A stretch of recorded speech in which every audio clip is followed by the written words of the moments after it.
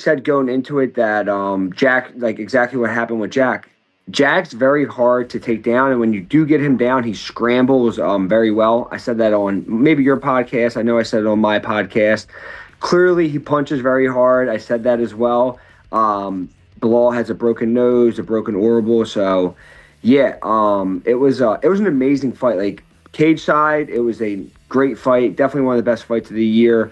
I don't think I was listening to your clip of you talking earlier about Bilal and how he did shoot takedowns and how like his stats kind of were aligned with usually where they're at. I definitely feel like he could have shot more in the beginning.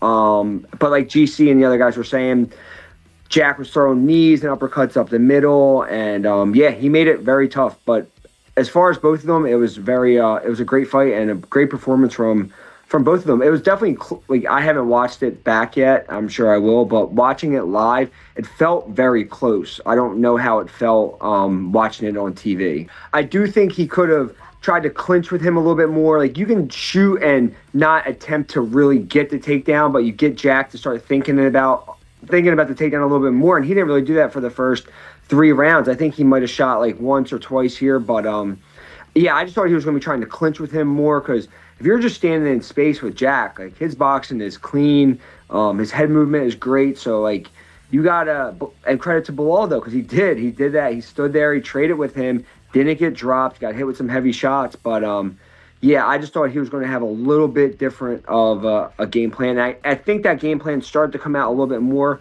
towards the end of the fight when he maybe realized that it was kind of maybe slipping away from him a little bit, but I thought it was close the entire way through. If Bilal won, there's a better chance of me definitely getting the title shot, which would be amazing. But I knew if Jack won, that I'd be fighting again, which I've been saying since the Leon fight, which I'm fine with. And like you guys were just saying, me and Ian, you know, like I feel like people are very surprised I keep saying that. They're like, oh, why don't, like, you don't want the title shot? I'm like, of course I want the title shot. But there's still Shavkar there. There's Islam saying he's moving up. You have Kamaru and Buckley saying whoever wins that's getting a title shot. So we're all going to have to fight. I'm going to have to fight Ian Garry eventually. Why not just do it now and just get it out of the way if I'm as good as I think I am? I would fight Shavkar for the #1 contender, but he made a tweet with a surgeon next to him, so no one knows. He says he's coming back in October. That really means he's probably coming back the end of the year or even next year. So, yeah, me and Ian had a little interaction at the fight. He was at the end of the aisle. I was at the beginning, and he was like asking me what I thought, like from across the way. And I just went like this to him. I was like, me and you, like that's what I think. I think me and you are going to have to fight now, because I'm not, like, we can't all wait around for a title shot.